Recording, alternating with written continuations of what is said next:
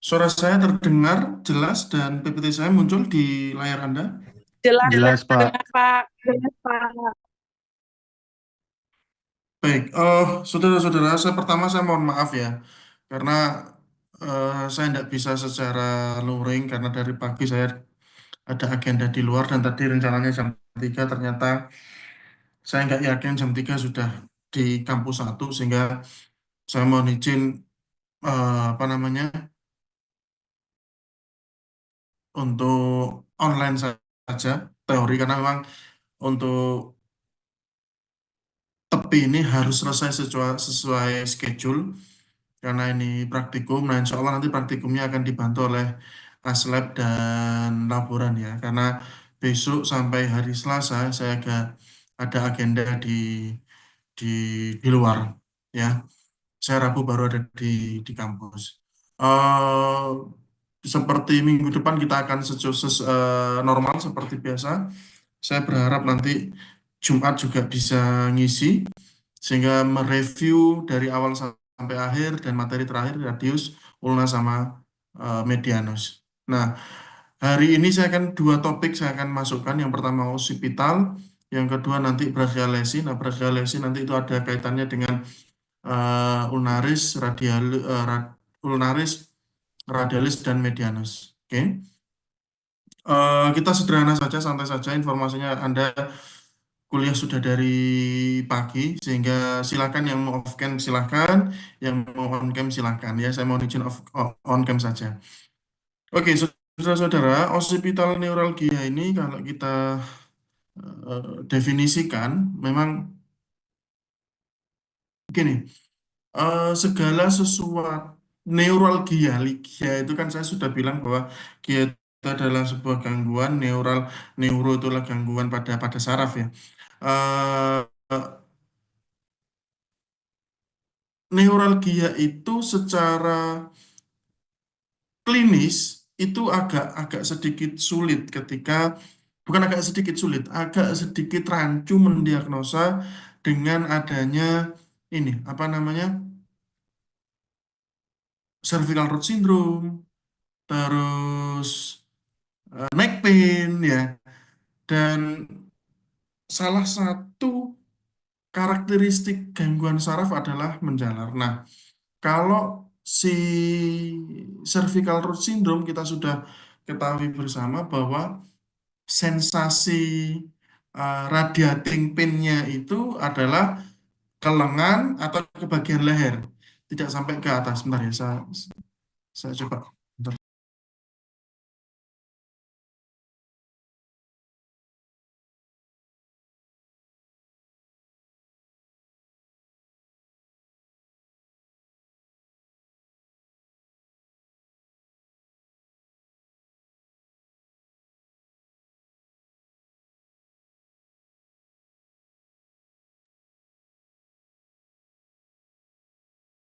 PPT saya kok hilang di layar saya ya. Coba sebentar.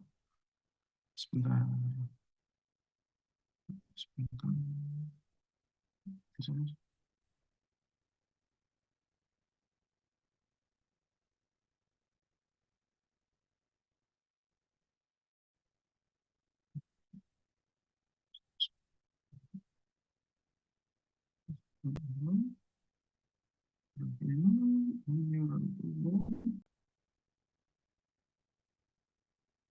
Oke.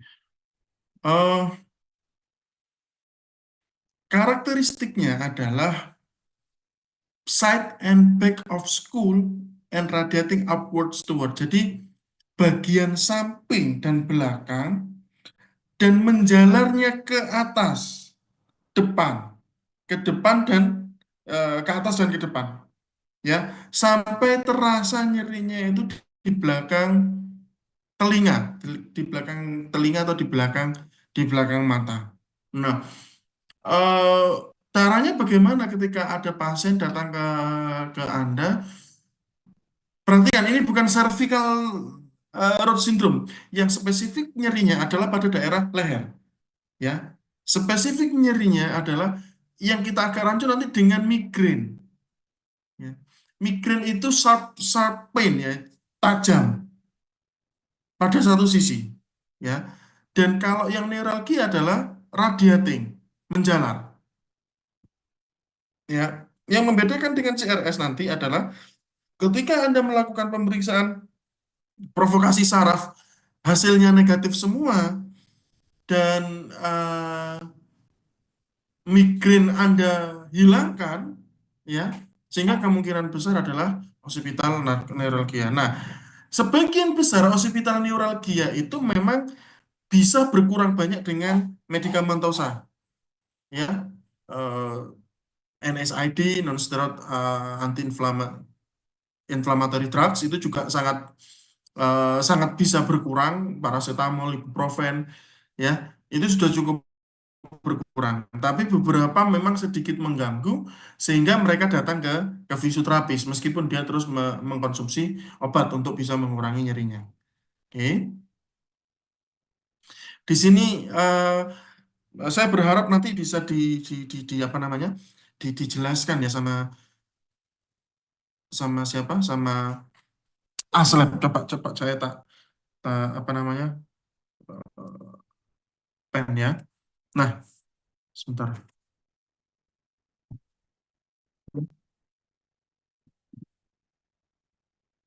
Di sini ini ya. Ini posisi yang nyeri biasanya. Biasanya kita lakukan friction pada muscle ini. Oke. Pada friction ini kita lah nyeri ini bisa di apa namanya? Otot ini bisa kita lakukan massage friction daerah sini ya, atau kita sedikit leverage pada daerah sini. Saya berharap note saya di di layar Anda muncul ya. Dan yang kedua, dia akan langsung naik nyerinya ke atas. Bisa satu sisi. Misalnya ini katakanlah otak kepala. Ya, ini katakanlah kepala, mohon maaf, gambarnya tidak terlalu baik. Dan ini menjalar ke atas. Oke. Yang selanjutnya yang bisa kita di bagian otot, di bagian misalnya gini ya. Saya gambar seperti ini saja. Ini leher ya. Ya, ini bahu, ini bahu. Oh, sorry gambarnya Di sini ada trapezius upper. Oke. Perhatikan, salah satu di sini, primary occipital neuralgia. Primary neural could be due to pinched nerve, sarafnya terjepit atau ada ada gangguan, apa istilahnya ya? Bukan bukan pinch, pinch itu oh, entrapment ya. Ada gangguan pada sarafnya dan yang sering adalah muscle tightness ini. Kembali lagi di sini trapezius. Ini kalau tightness ya, ini kalau tightness, oke, ini sarafnya yang kuning. Coba saya hapus dulu. Oke. Nah, ini kalau tinnitus, dia akan memunculkan nyeri ke depan karena ini adalah sarafnya. Termasuk ketika ada tinnitus pada inferior oblik, ya, dan beberapa otot-otot kecil. Nah, ini trapezius contact ini yang ini ke belakang juga ya.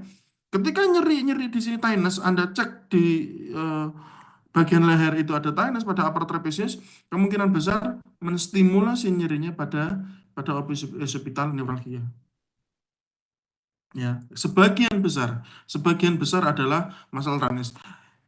Gini, neck injury biasanya seperti ini. Ada istilah eh, Y plus injury. Ya, saya tak ke samping ya. Y plus injury itu kalau kita menyupir seperti ini dan kita menggunakan seat belt, mengerem mendadak, ada lecutan pada daerah leher. Ya, lecutan pada daerah leher. Nah, lecutan ini bisa mentraksi pada daerah sarafnya. Kalau ketraksinya yang kena itu C5, C6, dan yang lain-lain, kemungkinan besar cervical root syndrome atau bahkan lumpuh. Nah, di sini ketika lecutannya pada daerah belakang, rata-rata whiplash injury itu lumpuh kanan kiri, ya. Saya beberapa dapat pasien whiplash injury karena ini arum jeram. Ada yang kecelakaan, ada yang arum jeram. Ketika ketika arum jeram seperti ini, dia akan lurus sehingga kembali lagi ke depan ada lecutan. Tapi kekuatan otot masih 2-3 sehingga alhamdulillah kita kejar bisa maksimal. Kemungkinan ya hanya neuropraksia ya atau aksonomesis tidak neuromesis yang betul-betul putus. Oke, kembali ke apa namanya? Ke permasalahan yang kita bahas saat ini. Kalau kita osteoartritisnya upper, upper bagian mana? C0, C1, C2. Ketika ada masalah di seperti ini, di daerah sini, artritisnya, Pak, apakah CRS? Kemungkinan besar adalah occipital neuralgia. Ya. Tapi kalau sudah di bagian bawah, 54, 56, atau 78, TA1, larinya ke cervical root syndrome. Permasalahannya, cervical root syndrome kita sudah ada pemeriksaan yang kita pelajari bersama kemarin itu. Sehingga sederhananya kalau Anda ada kasus nyeri tengkuk pada belakang dan dia menjalar ke depan, ini bukan migrain, saya kira Anda bisa ya, apalagi yang perempuan ketika PMS dan sebagainya, migrain itu sedang menyerang, Anda bisa mendefinisikan ini kira-kira nyeri nyeri migrain atau hanya nyeri biasa atau nanti ketika kita lebih tinggi ini neuralgia. Radiating pain itu menjadi poin utama. Tapi radiatingnya kemana? Kalau radiatingnya ke anggota gerak atas, menjalar hingga ke siku, terjadi kelemahan otot, tricep, dan sebagainya, sikat ke cervical root syndrome. Tapi kalau dia terfokus ke depan, sampai ke atas, sampai ke depan, kita ambil neuralgia. Oke. Symptoms-nya ya, intense severe symptoms seperti nyeri, shocking, stabbing, nyeri-nyeri eh, tertusuk pada saat eh, eh, shocking and stabbing pain traveling ya, berjalan dari leher pada satu sisi ke belakang telinga. Oke, di daerah orbital socket juga ipsilateral set biasanya. Oke, ini perhatikan. Termoterapi besok saya mohon betul-betul bisa mengaplikasikan SWD, ya. Mohon perhatikan, ini episode Anda harus SWD, ya. Anda harus bisa mengaplikasikan SWD pada daerah servikal, posisi duduk. Dan yang kedua, Anda bisa menggunakan TENS untuk menguranginya, diingat-ingat minta ke aslabnya interferensial. Oke? Pakai arus interferensial. Kenapa Pak Rahmat? Eh, kalau intensitas nyerinya kalau kita menggunakan FAS atau NRS itu di angka 456 ya, kita menggunakan interferensial saja. Kalau nyerinya tajam tidak tertahankan, bisa menggunakan TENS. Kenapa saya tidak jarang menggunakan TENS pada nyeri-nyeri sedang? TENS itu salah satu dampaknya adalah menstimulasi otot. Perhatikan, muscle tightness ada stimulasi bagaimana?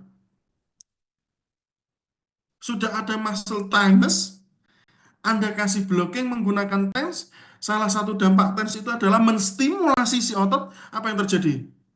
Akan semakin tightness, muncul nyeri semakin tinggi setelah diaplikasikan TENS. Pada saat itu mungkin hilang, tapi ketika kembali ke rumah muncul nyerinya yang bertambah. Oke, ini sampai sini. Anda bisa menggunakan apa namanya? Hati-hati ya kalau menggunakan heating sekali lagi eh, pemeriksaan sensitivitas menjadi menjadi apa namanya? Menjadi poin penting ya. However, it's recommended to add a layer of towel or clothing. Jadi dikasih handuk. Makanya saya bilang bahwa Penggunaan SWD besok harus betul-betul tepat. Kalau TENS nanti yang menggunakan intervensial menggunakan arus 1, 2 atau line 1 dan line 2 bisa diaplikasikan menjadi 4. Misalnya ini leher. Oh, kembali ke sini. Kembali ke sini. Coba.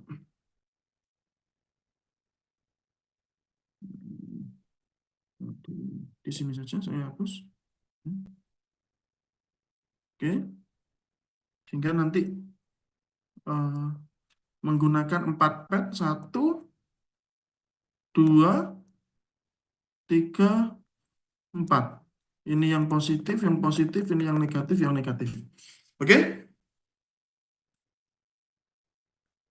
Karena ini apa namanya menggunakan interferensial itu arus 1 dan 2, sehingga kita tidak perlu memeriksakan Pak yang kanan nyeri muncul, yang kiri muncul, sehingga dia bebarengan arusnya.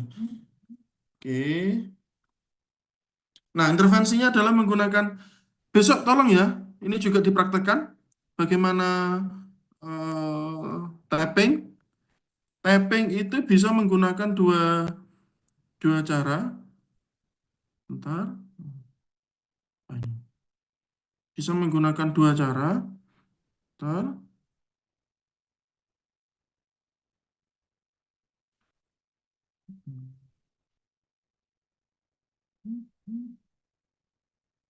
Bisa bisa menggunakan dua cara.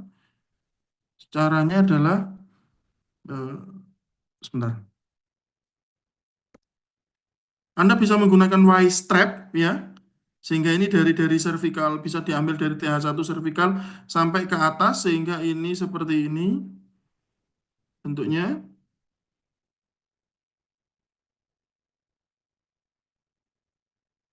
Nah, di bagian bahunya atau bagian bahu daerah sini Anda kasih yang normal seperti ini. Ini kita mainkan 40 hingga 50%. Ini cukup 0%, tidak masalah. Yang di sini cuma 20 hingga 30%. Oke, seperti itu. Oke, Masas, Anda bisa melakukan average, ya, average daerah sini. Tapi yang jelas yang saya tadi sebutkan di friction ini daerah sini, ini penting. Karena ini akan mengurangi nyeri. Friction pada daerah 2 titik ini yang saya sebutkan. Nanti minta tolong disampaikan ke ASLab dan sebagainya. Kemarin kelas A sudah kita ajari bagaimana melakukan friction daerah sana, sedikit effleurage pada daerah upper trapeziusnya, bagian belakang, tempel sebelum kita tempel tapping, kita mainkan diatermi. Ini misalnya diatermi ada dua ya, nanti dari sini dari sini. Jangan lupa menggunakan towel atau menggunakan handuk pengaplikasinya. Pak ultrasound bagaimana? Tidak perlu karena memang ini agak cukup sensitif karena di daerah C0 C1. Sehingga pertama diatermi atau IR silahkan ya. IR yang misalnya Anda di klinik Anda tidak memiliki diatermi, IR yang kedua mainkan TENS, typing selesai. Oke, massage ini cuma opsional saja.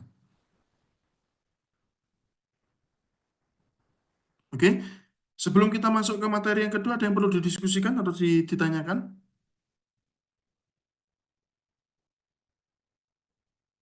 Ada yang perlu didiskusikan? Tidak ada. Saya lanjut ke materi yang kedua ya.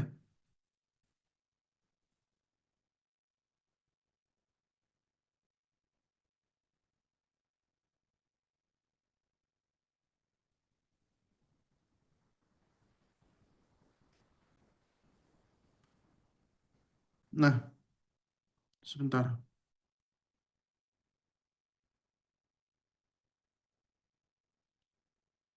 Oke. Oh, brachialesi intinya seperti ini, saudara-saudara.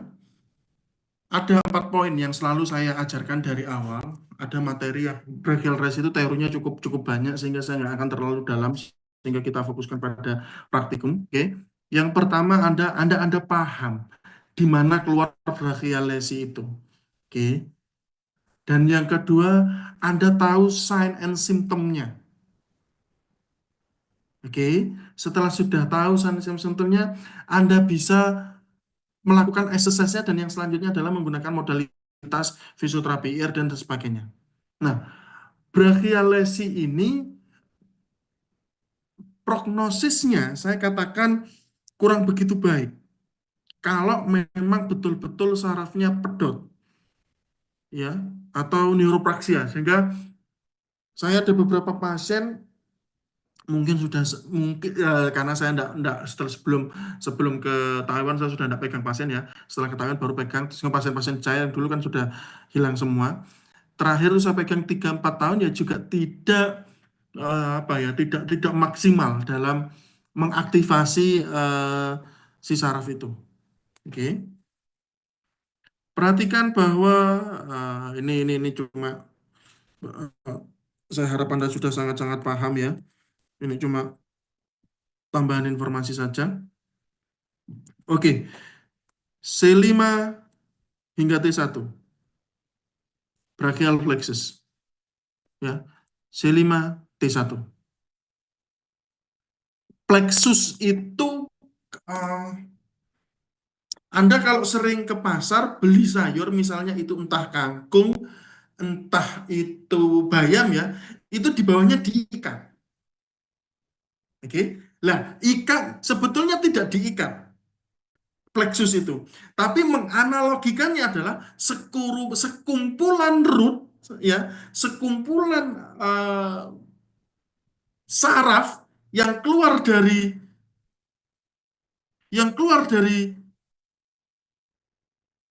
ini ya dan dikumpulkan menjadi satu disebut plexus. Seperti ini disebut plexus. Nah, gambarannya kurang kurang lebihnya ini sebetulnya kalau kita ke pasar ada bayam atau kangkung yang diikat. Nah, ikatannya satu ikat itu adalah satu plexus. Nah, kita sebut adalah ini brachialis C5T1. Lah, dia aksilaris masuk, nanti radial kita masuk, musculocutaneous masuk. Oke, ulnar dan medial ini nanti kita bahas minggu depan ini. Salah satunya.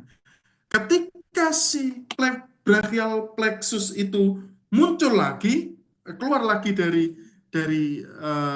ikatan tadi itu yang saya sebutkan, dia muncul saraf-saraf yang kita sebutkan aksila, radial, muscular, dan medial. Oke, itu sedikit review tentang brachial, sedikit review tentang plexus. Sorry, ini brachial plexus. Oke, ya, perhatikan ini roots, ya, ini roots. Ganglia ini keluar dari dua saraf menjadi satu, dan ini trangnya, dan ini adalah chordnya. Plexus dari mana? Di sini. Oke. Plexus adalah kumpulan yang dari 1, 2, 3, 4, 5. Dari sini sudah terpisah-pisah. Yang ini masuk ke ulnar, yang ini masuk median, yang ini masuk ke nerve. Radial, sorry. Begini, kenapa di sini gambar gambar bayi ya? Brachial lesi itu pada waktu saya awal-awal sebagai fisioterapis itu rata-rata bayi, bayi atau anak. Kenapa pada bayi pada anak? Nah, mungkin ada gambarnya enggak ya? Nah, ini mungkin saat ini ketika bayi baru lahir apa ya BBLR bayi berat apa lahir ringan apa apa istilahnya BBLR bayi berat lahir ringannya itu SC, pinggul terlalu kecil SC, bayi terlalu besar SC. Pada zaman dulu mungkin 10 atau 20 tahun yang lalu akses kesehatan tidak terlalu banyak, terus dokter objin juga tidak terlalu banyak, sehingga yang terjadi biasanya bidan atau dokter itu melakukan tarikan karena setiap bayi yang keluar itu ada sedikit putaran yang tahu secara persis nanti tanya ke Bu Atika ya karena beliau expert di bidang pediatri. Nah, tarikan yang miring seperti ini Ini akan memicu terjadinya putusnya atau robeknya plexus brachialis. Oke. Sehingga pada zaman dulu, bukan zaman dulu ya, 10 atau 15 tahun yang lalu, sekarang mungkin masih ada, tapi saya belum pernah mendapatkan brachialis pada anak-anak. Yang saat ini sering terjadi adalah brachialis dikarenakan traffic accident atau kecelakaan. Suatu contoh, pasien saya sekitar 7 tahun sebelum saya S3, kecelakaan, tidak ada luka, tapi setelah kecelakaan tangan tidak bisa diarahkan. Sehingga dibawa ke rumah sakit. Di rongsen tidak ada yang fraktur. Setelah sebulan merasa tangannya ada bermasalah karena tidak bisa diarahkan, di EMG. Brachial plexusnya putus ketika dilakukan pemeriksaan EMG. Ya, trauma trauma dalam atau road traffic accident meskipun tidak muncul dari luar karena ada tarikan begitu kuat sehingga eh, putus si plexus brachialis. Hingga sekarang beberapa ototnya masih tidak bisa kita aktifkan. Nah, nah pada bayi, nah ini pada dewasa ya, ini ganglionnya tadi yang bundel-bundel dan sebagainya, ini ada putusan dan sebagainya. Pada bayi ada dua jenis nanti yang kita ini bisa karena trauma, ya, fraktur klavikula. Makanya fraktur klavikula itu sebetulnya sederhana, tapi sangat-sangat sangat-sangat riskan. Ini bisa masuk ke paru-parunya, klavikulanya bisa tembus ke paru-parunya kalau kita tidak ada hati. Yang kedua adalah daerah sini di bawah klavikula sendiri, di situ ada brachialis. Kalau itu kena brachialisnya selesai. Oke, sternocleidomastoid apa? Tengeng itu apa istilahnya? Apa Mbak? Tengeng istilahnya pada bayi yang sternocleidomastoidnya menjadi jaringan busa itu apa? Ada yang tahu? Ada yang tahu? Saya kok juga lupa ya, karena saya lama tidak dapat kasus ini. Ada yang tahu? Ada yang ingat nggak? Torticollis. Torticollis. Torticollis. Betul, terima kasih sudah diingatkan. Ketika, ini torticollis ini jaringan busa. Si torticollisnya karena jaringan busa, karena dia juga di bawah si sternocleidomastoid, dia tidak kena. Ya, kalau udah anu juga arterinya kena sehingga terjadi nekrosis. Warnanya hitam atau ungu. Nah, kalau terjadinya pada daerah plexus bagian atas, C5, C6 yang terjadi disebut Duchenne paralysis. Ini bentuknya. Ada yang mengatakan ini tip finger. Ya, ya ini disebut tip finger karena seperti orang minta tip dari belakang. Oke. Ini kalau plexus atas, Duchenne. Yang selanjutnya, ketika bagian bawah itu namanya clumps paralysis yang membedakan, perhatikan, dia ada abduksi. Kalau di sini adduksi, ya, ini adduksi. Kalau ini ABD, oke. Kalau ini cenderung ke dalam, perhatikan, cenderung ke dalam ya, sehingga ada rotasi, perhatikan, dari sininya, perhatikan ada rotasi, oke, rotasi. Kalau di sini tidak ada rotasi, cuma dia agak abduksi dan fleksi pada daerah wrist. Oke, saudara-saudara, karakteristik ini sama antara dewasa dan anak-anak. Oke, Pak, kalau memang pedot kabeh dan sebagainya, mana tadi? Pedot semuanya ketarik dan sebagainya. Ini saraf-saraf ya, otot-otot yang di apa namanya yang disarafi oleh brachiolesi, ada brachioradialis, ada pectoralis, oke, ada rotator cuff dan sebagainya, deltoid juga masuk. Dia lumpuh, nggak bisa apa kan? Lesi betul. Apa yang kita harus lakukan sebagai fisioterapi pada kasus-kasus seperti ini? Tidak bisa tidak dilakukan splint.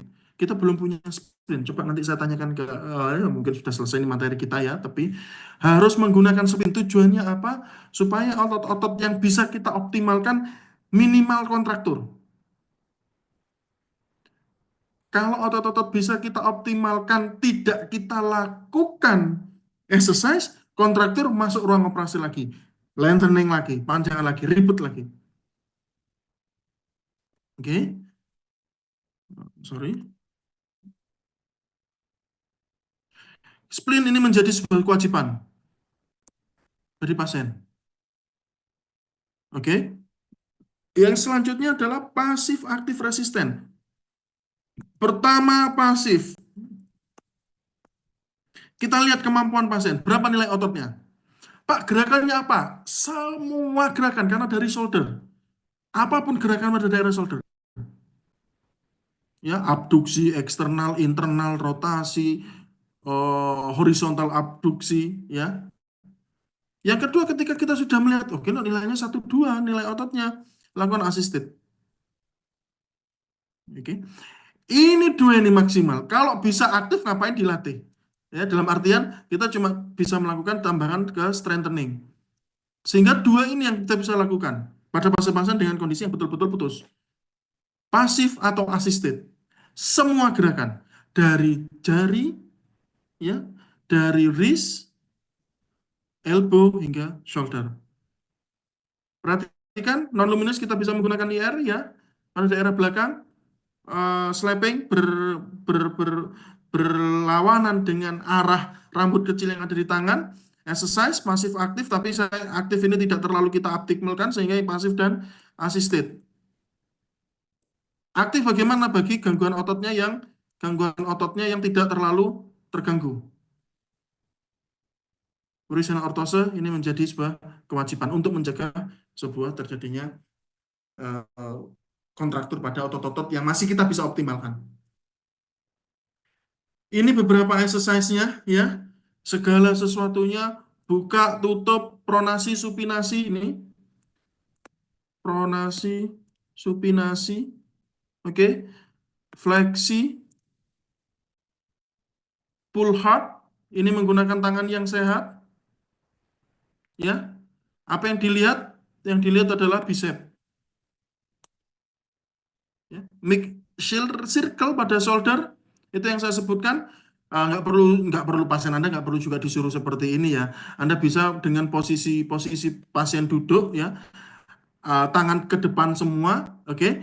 Kita pegang tangan pasien atau kita pegang tangan pasien, si pasien disuruh untuk menarik badan ke belakang. Yang pertama dan yang kedua, si pasien disuruh mendorong tangan kita. Ya, Anda pasien usia 30 tahun atau 65 tahun disuruh seperti ini, fisioterapisnya rada sampel atau dikongkon klosotan ning apa jenenge di lantai. Oke. Ya, seluruh gerakan seperti ini, oke? Dan ini beberapa exercise. Ini Anda bisa menggunakan apa? Eh, apa jenenge? Karat ini? Apa? Elastic band. Bandage? Elastis bandage apa? Apa Mbak? Kok elastis bandage apa sih? Sing warna-warna gue loh, ngantuk. Elastic band ya. Apa? Ngantuk kabeh. Oke. Bisa Anda lakukan seperti itu. Sama, ya. Jangan disuruh di rumah, oke? Dilakukan di klinik Anda.